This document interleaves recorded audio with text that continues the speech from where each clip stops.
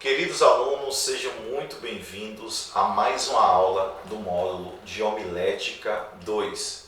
E na aula de hoje, nós iremos falar sobre os tipos de sermões. Eu agradeço a vocês que estão nos acompanhando no CETAP, o Seminário Teológico Avivamento Pleno, em parceria com o Instituto da Liderança. Sejam todos muito bem-vindos. Já peço que entre lá no canal do YouTube Semap Oficial, se inscreva, compartilhe, divulgue. E também na nossa página do Instagram, Semap Oficial, e você já pode nos seguir e ter mais informações de outros cursos também. Que Deus abençoe a sua vida. Hoje eu quero falar sobre um assunto muito interessante, de homens que tinham a habilidade de roerem realmente a palavra de Deus e tirar tudo aquilo que elas poderiam entregar. Na verdade, quando a gente usa essa frase, tudo aquilo que ela poderia entregar, parece até que a gente mensura o poder da Bíblia e a vastidão que existe nela. Na verdade, a Bíblia ela é muito profunda. É como se fosse um grande campo de garimpo. Tem muito mais ainda a nos oferecer. É impossível que um homem só consiga exaurir tudo que a Bíblia pode nos dar. Na verdade, quando a gente ouve um pregador e outro pregador usando a mesma mensagem, são tantas novidades, são tantas coisas novas, são tantas revelações, que a gente realmente diz, não, a Bíblia é um grande oceano com pedras preciosas, com grandes preciosidades. Quanto mais você se aprofunda, mais você tem a colher daquilo que a Bíblia pode lhe dar. E eu estava vendo aqui um dos grandes pregadores, chamado John Stott, que diz que o pregador rói o osso igual um cachorro. O pregador rói o osso igual um cachorro. Ou seja, ele tira o tanto que ele pode exaurir da palavra de Deus. Nós temos outros como Martin Lloyd-Jones, que escreveu um livro chamado Pregação e Pregadores. É um livraço que ele fala sobre a questão da pregação para os seus dias, a pregação contemporânea e uma crítica ao liberalismo daquele tempo. Martin Lloyd-Jones é considerado um dos últimos puritanos. Esse homem ele tinha uma qualidade, ele tinha uma arte de arrancar da palavra de Deus muitas verdades. Só para você ter uma ideia, de um versículo ele fez 4 sermões, de um versículo só. Só da carta de Paulo aos Efésios, ele escreveu 8 volumes de pregação. E ele demorou 3 anos para pregar todo o livro de Romanos. Veja que camarada espetacular. O outro, chamado príncipe dos pregadores da Inglaterra, Charles Spurgeon, muito conhecido entre os pregadores, ele escreve sobre os versículos comentados de Davi. É chamada tesouraria de Davi. Alguns amigos já me disseram que para ler toda a tesouraria de Davi, estudar ponto a ponto, tirar algumas verdades, demoraria-se 10 anos para ler toda a tesouraria de Davi. O John Stott, que eu tinha falado há pouco tempo, por exemplo, ele disse que levou 30 horas para preparar uma mensagem. 30 horas para preparar uma única mensagem.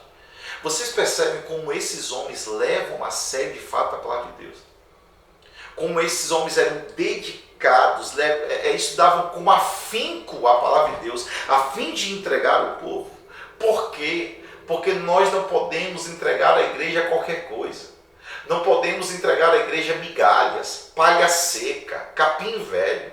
Nós não podemos usar a palavra de Deus, que é tão poderosa, que é sobrenatural, é um alimento sólido. Brincando com ela, nós podemos entregar um pouco mais da palavra de Deus. Esses homens não eram grandes pregadores, porque não existem grandes pregadores. Existem grandes mensagens. Não existem grandes pregadores, existem grandes mensagens. Porque o pregador não é o dono da mensagem. O pregador é servo da mensagem. O pregador é um escravo da mensagem.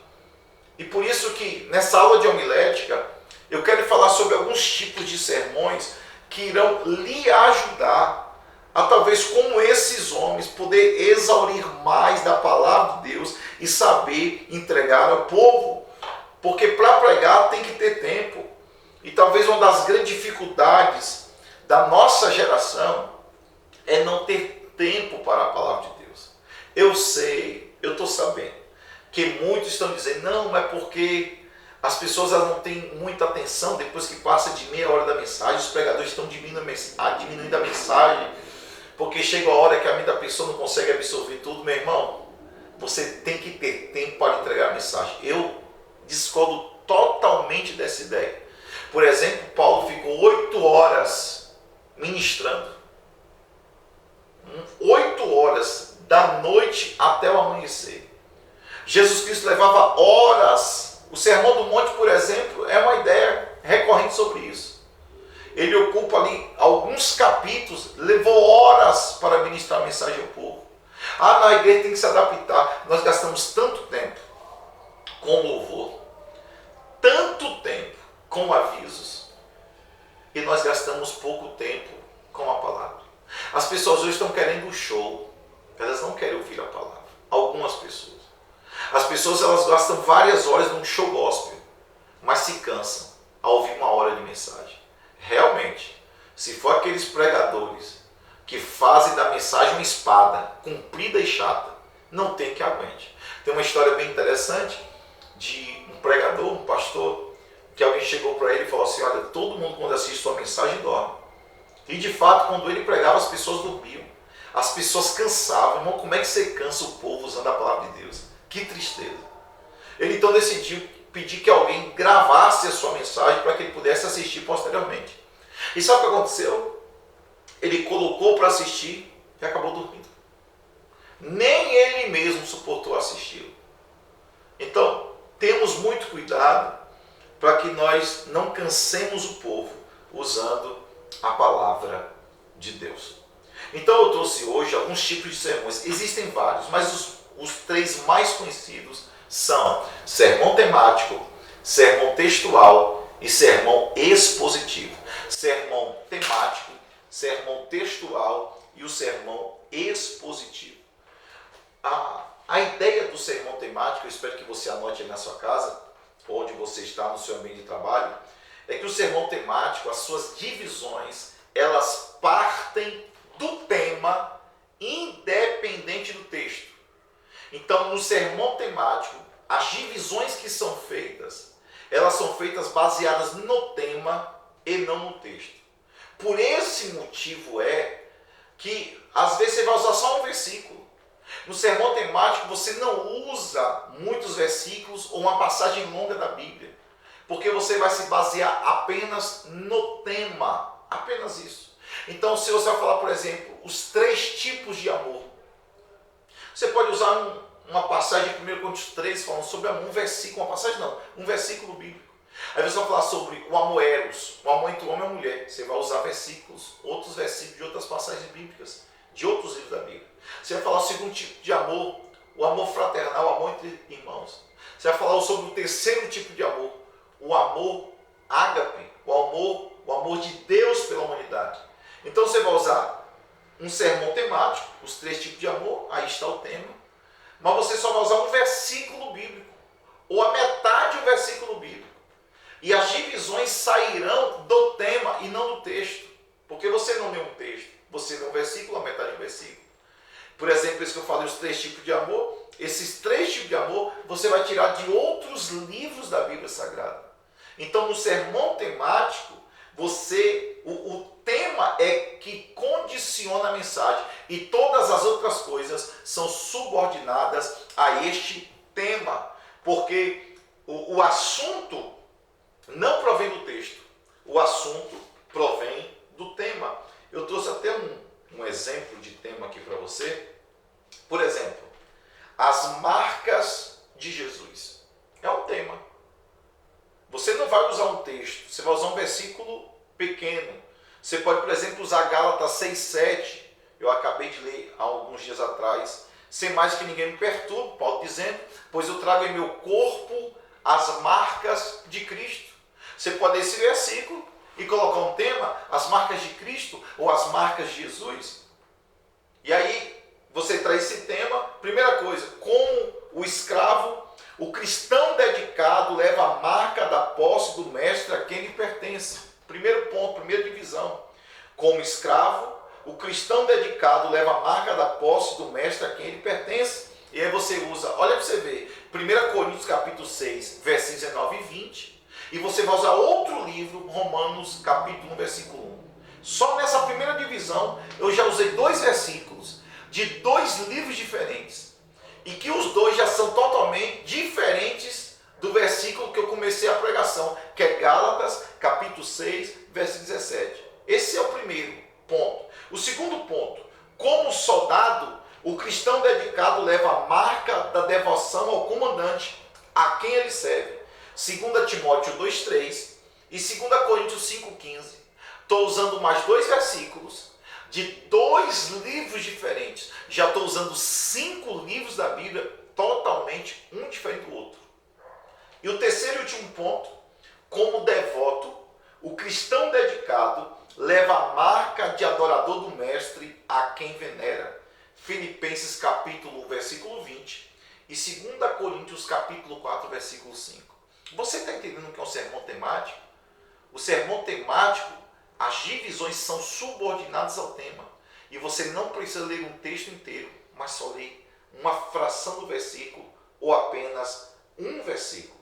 Lembrando que no sermão temático, é importante você escrever isso aí, as divisões principais, elas devem vir em ordem lógica ou cronológica.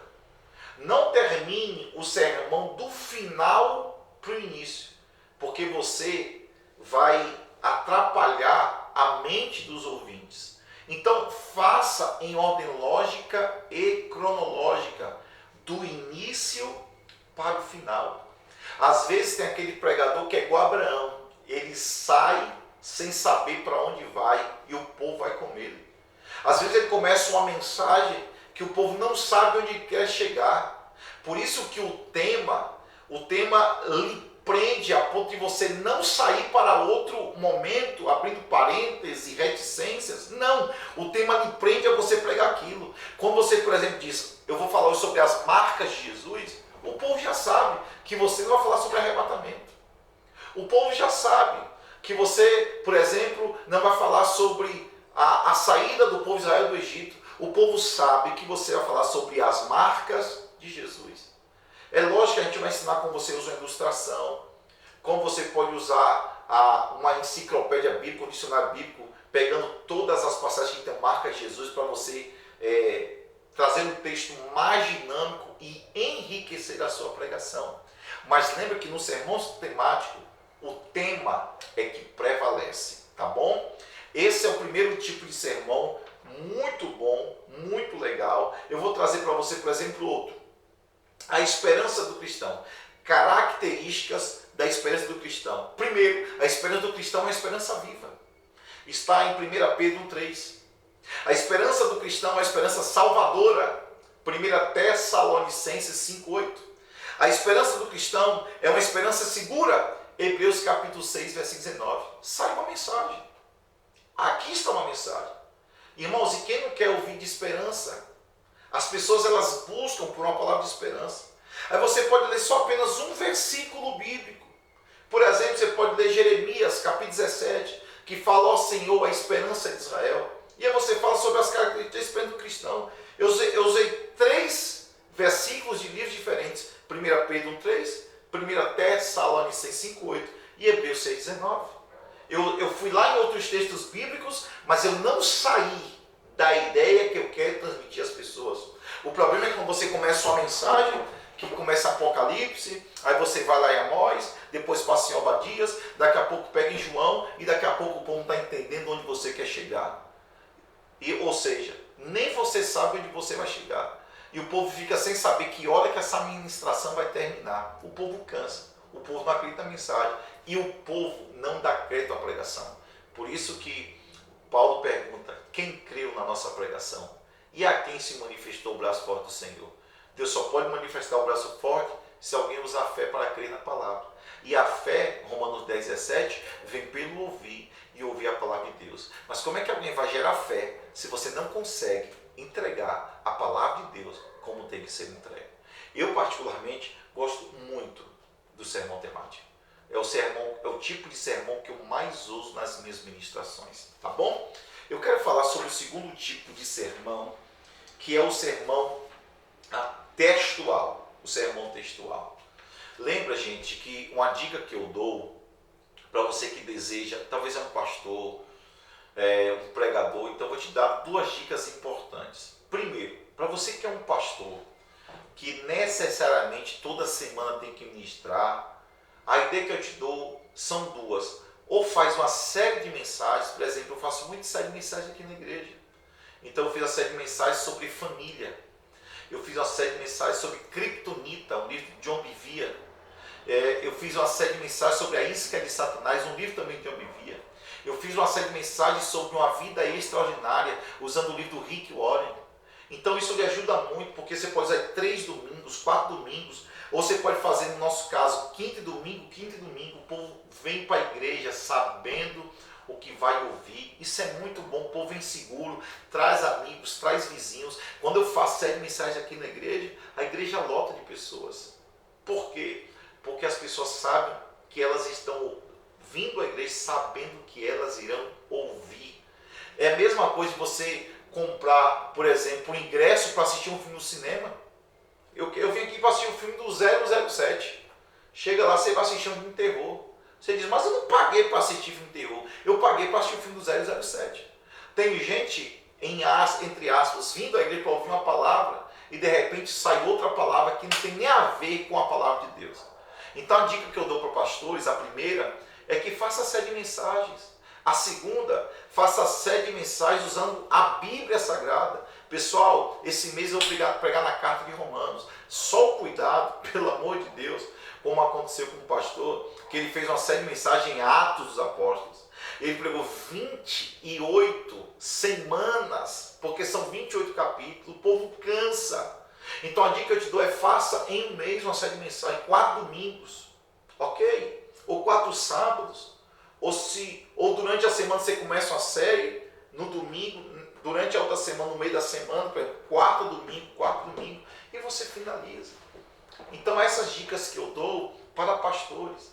Além dessa dica para pastores e para pregadores, ou para as pessoas que amam falar e ensinar a palavra de Deus, é que você precisa ter uma enciclopédia, um dicionário, ou pelo menos uma Bíblia, que você tenha ali os comentários dos versículos bíblicos.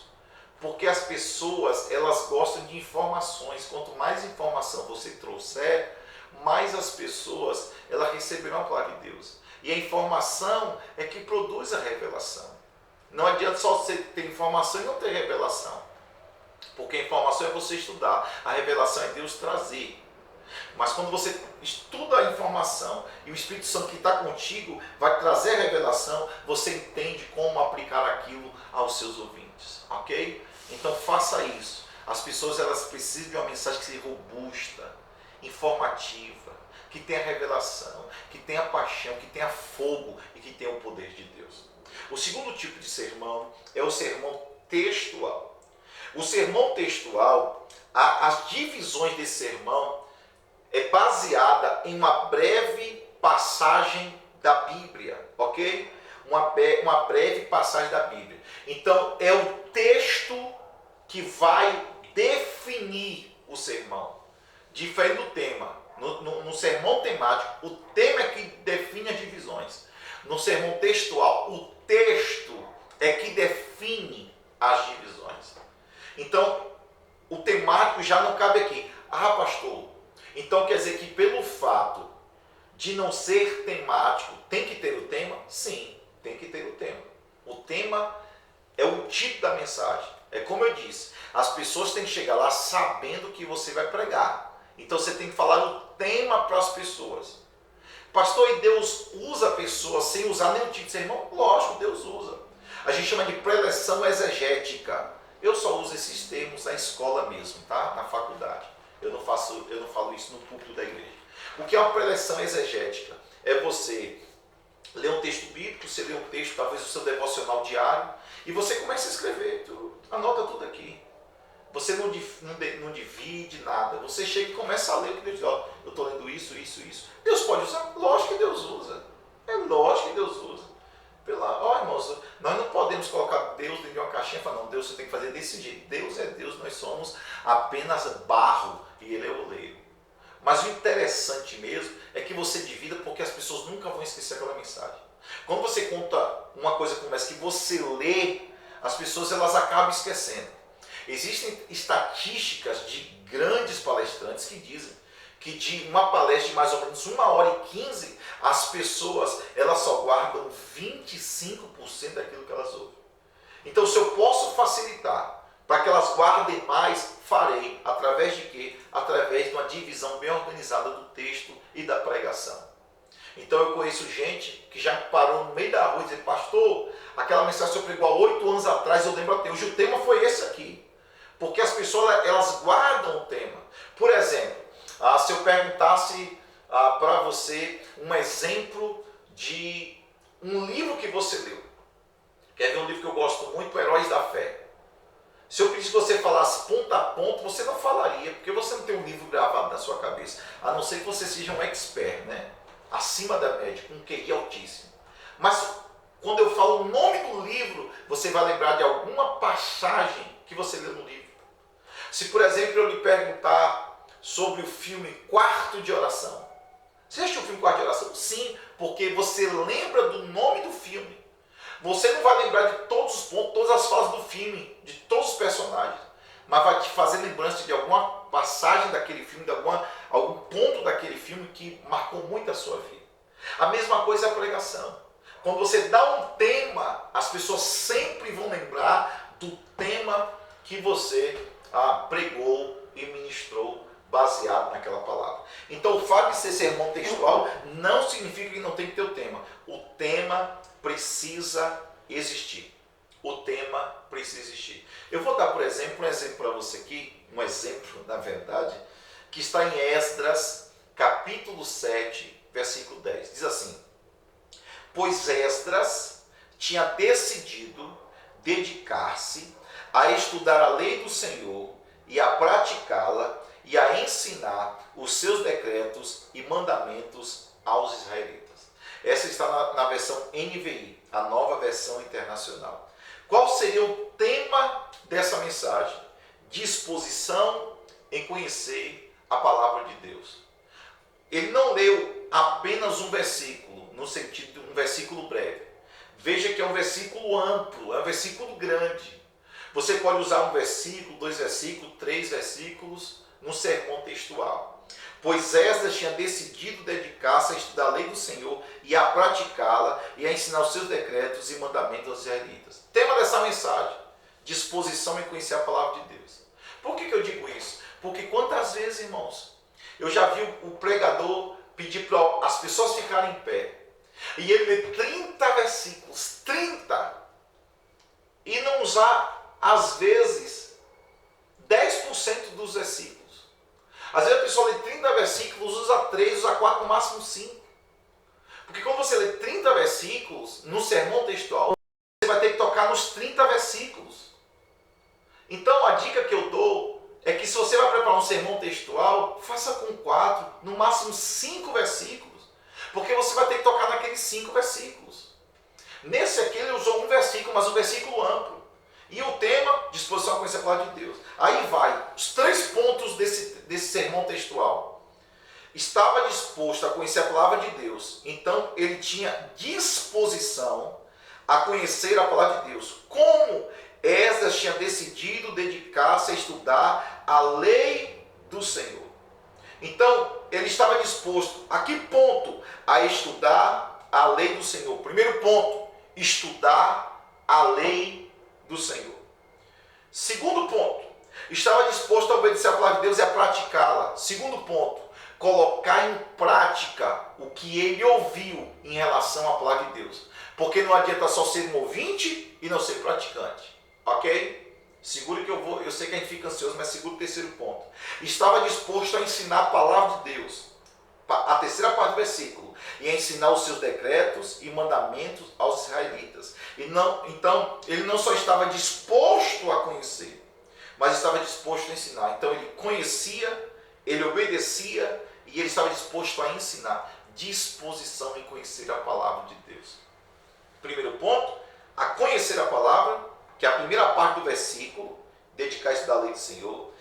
no meio do versículo, estava disposto a obedecer, que era praticar, e na terceira e última parte do versículo, estava disposto a ensinar. Pronto. Agora o que eu faço, pastor? Eu fiz o tema e fiz as divisões. Agora você preenche, a gente chama preencher o esqueleto.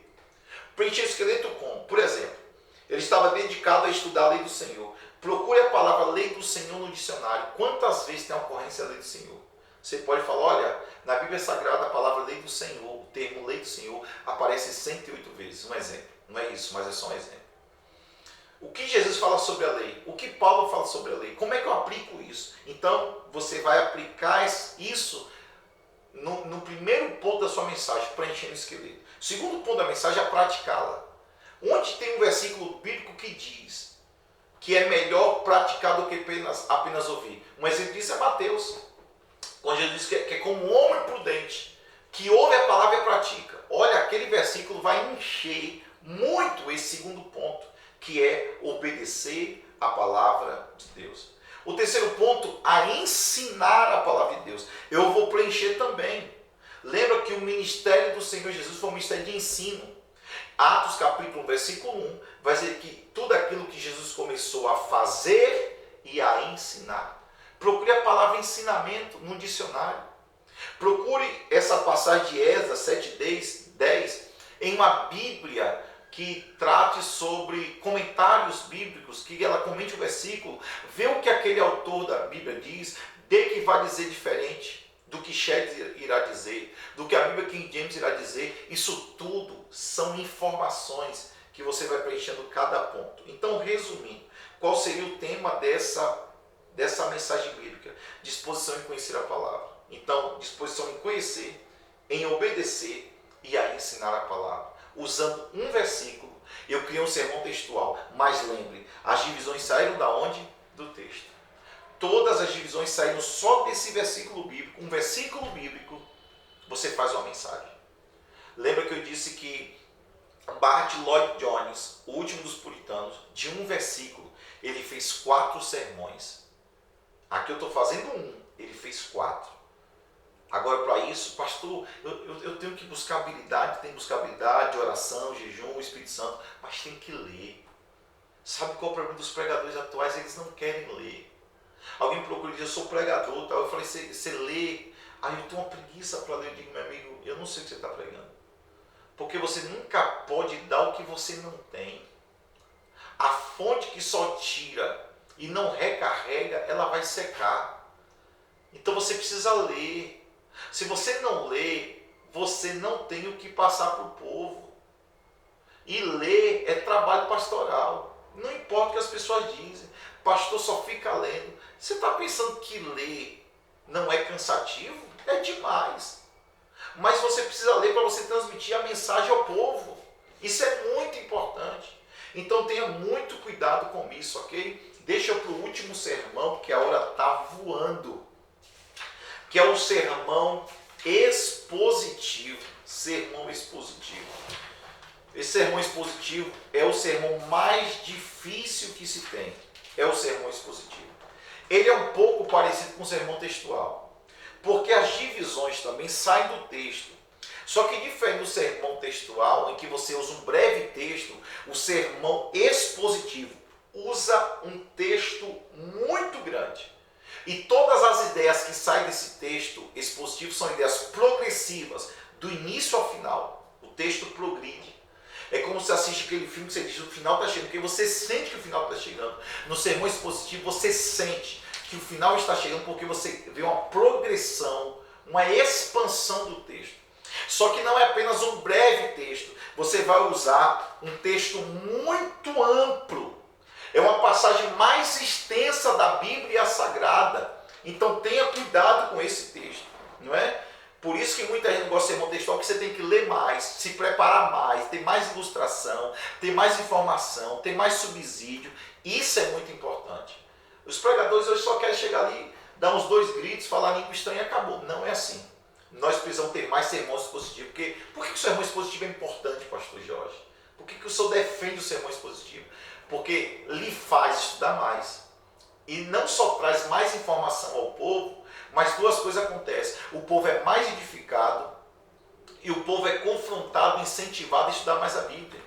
Porque você dá gosto nas pessoas em ler mais a Bíblia. As pessoas dizem, olha, se ele tirou de um texto grande como esse sermão lindo, essa mensagem linda, eu vou querer conhecer mais essa palavra, eu vou conhecer mais esse texto bíblico, eu quero conhecer mais a Bíblia Sagrada. E aí, eu trouxe para vocês aqui, por exemplo, um tipo de sermão positivo, um tipo de sermão expositivo, que eu acho que vai ajudar bastante. Eu já preguei, inclusive, nesse texto aqui na igreja, que está em Êxodo, capítulo 14, do versículo 9 ao versículo 14. Você percebeu?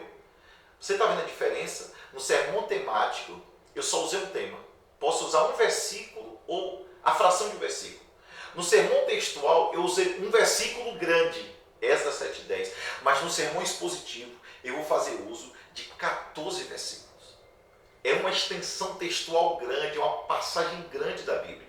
Êxodo capítulo 14, do versículo 1 ao versículo de número 14. Eu preguei aqui na igreja sobre isso. Um beco sem saída. Um beco sem saída. E aí, no primeiro ponto, o que é um beco sem saída? É o lugar que às vezes Deus nos leva. Só esse primeiro ponto, você vai, do versículo 1 ao versículo 4, usando a parte A do versículo 4. No segundo ponto, você vai dizer, o beco sem saída é o lugar em que Deus nos prova, que vai do versículo 4, a parte B, até o versículo 9. E o terceiro ponto, você vai falar assim, beco sem saída é o lugar que às vezes falhamos com o Senhor, que vai do versículo de número 10 ao versículo de número 12. E o último, quarto e último ponto, é que o beco sem saída é o lugar em que Deus nos ajuda, que vai do versículo 13 ao versículo 14. Então preste atenção, o ouvinte está te ouvindo. Você lê 14 versículos. Aí você fala, pessoal, do versículo 1 ao versículo 4, mostra que o beco sem saída é o lugar que às vezes Deus nos leva. Então as pessoas dizem, versículo 4 já morreu. Depois, segundo ponto, o beco sem saída é o lugar em que Deus nos prova. Bom, essa mensagem foi linda aqui na igreja. E você não vai ler o texto de novo. Você fala do versículo 4 ao 9, vamos fazer. Aí você pega alguns pontos daqueles versículos, uma palavra, chave, algo importante, trazendo ao pouco que você está naquela porção bíblica. No ponto 3, você vai do versículo 10 ao 12, que o beco sem saída é o lugar que às vezes falhamos com o Senhor. Que eles falham naquela passagem bíblica. E o último ponto, as pessoas estão vendo o quê? Que você está caminhando para o final, porque a mensagem é progressiva. E você diz, o beco sem saída é o lugar que Deus nos ajuda. E você fecha de forma maestral a mensagem bíblica mostrando. Deus nos levou, Deus nos provou. Nós falhamos com Ele, mas a mudança da nossa atitude nos levou ao Senhor nos ajudar. E o texto termina com a provisão de vitória sobrenatural de Deus com o povo de Israel. Fica uma mensagem linda. Aí você pode colocar uma experiência pessoal. Olha, teve um momento da minha vida que eu fui provado por Deus. Você conta a sua experiência. Você pode fazer uma ilustração de alguém que falhou com Deus, mas que Deus teve misericórdia. Você pode trazer informações. Um exemplo bíblico. Pastor, eu posso usar outra passagem bíblica para reforçar um versículo bíblico aqui? Você pode. Não é uma passagem bíblica, mas um versículo bíblico. Uma experiência bíblica, um personagem bíblico. Irmãos, a sua mensagem vai ficar robusta. Vai ficar uma mensagem, entre aspas, gostosa de se ouvir. Se as pessoas pudessem, elas comeriam aquela mensagem, porque elas gostaram de estar ali. Eu falo por experiência própria. Nós tivemos eu preguei isso aqui justamente na igreja.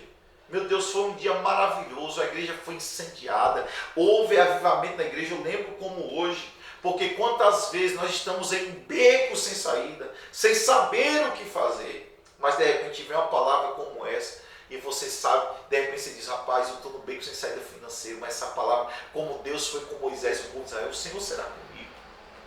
De repente a pessoa está ali triste porque falhou com Deus numa área moral. Mas veja que esse povo também falhou com Deus, mas Deus teve misericórdia. Assim como Deus teve misericórdia por Israel, você aplica. Aí é o contexto da palavra. Deus também terá misericórdia de ti.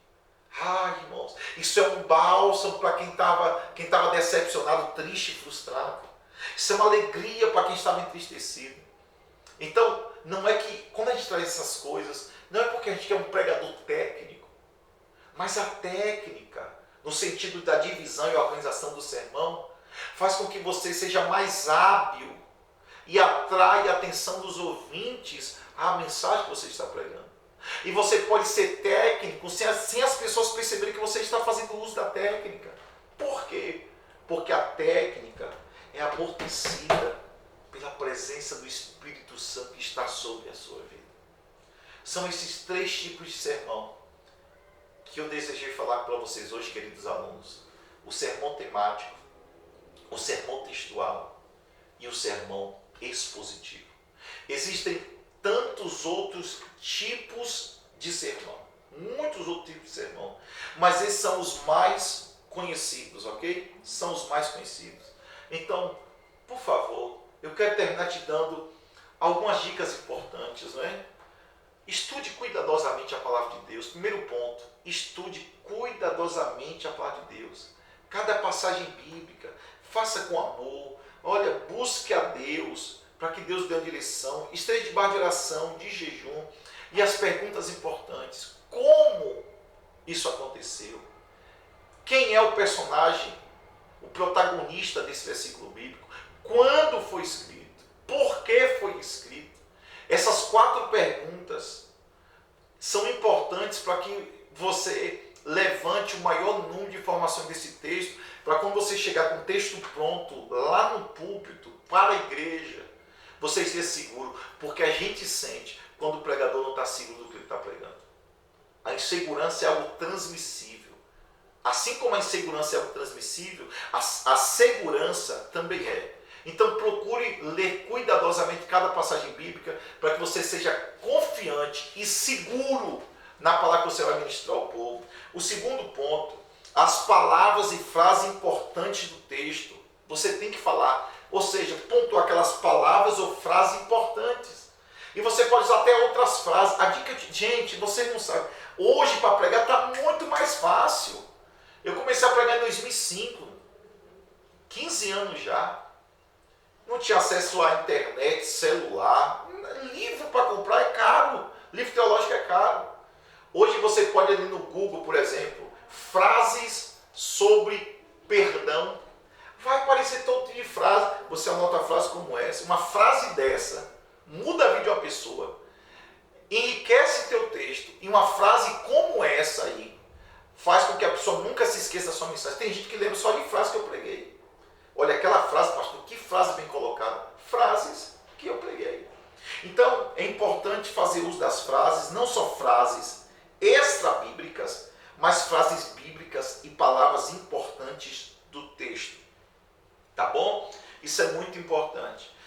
Uma coisa que eu falo também para você é que sempre esteja atenado com as situações cotidianas. Então, assista um jornal, leia um jornal, entre aí no tabloide aí através do celular. Hoje você tem acesso às grandes mídias. Eu sei que infelizmente as grandes mídias estão vendidas, né? Infelizmente. Mas de repente um assunto importante que a humanidade está passando, você pode trazer à tona na sua mensagem, jogando luz da palavra sobre aquela informação. Então, de repente, as pessoas estão ouvindo lá na mídia que a bolsa de valores caiu, o dólar subiu, e nós estamos presos à economia. O Brasil não é uma ilha. Então, as pessoas podem estar apreensivas. Talvez você tenha um empresário que está apreensivo. Aí, de repente, você traz informação como essa, mas aplica a palavra de Deus.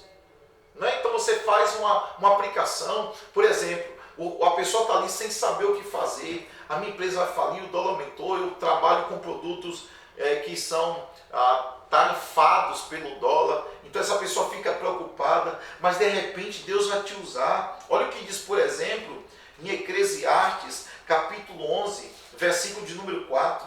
Quem observa o vento nunca semeará, e o que olha para as nuvens nunca cegará. Assim como tu não sabes o caminho do vento, Nem como se formam os ossos no ventre da mulher grávida, assim também não sabes as obras de Deus que faz todas as coisas. Em outras palavras, o que Salomão está dizendo é o seguinte: eu não vivo pelos noticiários do mundo, eu vivo pelas notícias de Deus. É lógico que eu peço estatísticas, prognósticos, ouço especialistas para tomar decisões, porque na multidão dos conselheiros há sabedoria, ou dos conselhos há sabedoria, mas eu também preciso ouvir a voz de Deus. E de repente você vai colocar, como diz, uma pulga na orelha da pessoa, dizendo: mas eu ouvi a voz de Deus? Esse pregador está dizendo aí, olha, não olhe para o vento, quem observa o vento nunca semeará, e quem olha para as nuvens nunca cegará. De repente eu preciso acreditar naquilo que Deus falou comigo. Quantas empresas cresceram quando ninguém acreditava? Porque foi contra a maré daquele tempo. Vocês devem saber muito bem, eu li muito sobre isso, li sobre economia. Grandes empresas cresceram em tempo de crise. Grandes empresas cresceram em tempo de crise. E de repente você tem uma palavra ali, porque você estudou, vai liberar sobre o povo. E aquele homem, aquela mulher vai sair abençoado. Talvez o futuro dele, financeiro, empresarial, vai mudar, porque você se deixou permitir ser usado por Deus. Mas não é só permitir ser usado, é ter conteúdo para liberar. Quando a Bíblia diz que Deus coloca a palavra na nossa boca, como disse a Jeremias, lembra que Jeremias ali não é um menino, não pensa que Jeremias tem 12 anos, não. Jeremias já tinha mais de 20 anos. A palavra hebraica mostra um jovem. E como filho de sacerdote, ou pelo menos de aldeia sacerdotal, Jeremias aos 12 anos já tinha estudado grande parte dos oráculos ou das observâncias dos sacerdotes de Israel. Ele conhecia algumas coisas, a história, a geografia, as tradições. Quando Deus fala assim: eu colocarei palavras na tua boca, não é que Deus coloca um chip, um pendrive e começa a sair um bocado de arquivo e de conhecimento. Não, Deus traz à tona o que você já sabe. E Ele traz uma nova revelação agregada à informação que você já tem. Então faça isso. Estude coisas do cotidiano. Entre aí nas mídias sociais, entre nas redes sociais, entre nas mídias de informação, nas grandes mídias, para você ter informações diárias para trazer ao povo de Deus. Que Deus lhe abençoe, querido aluno. Que esse curso tenha sido e seja de fato uma bênção de Deus, um presente de Deus para a sua vida. Um grande abraço, Deus te abençoe, em nome de Jesus.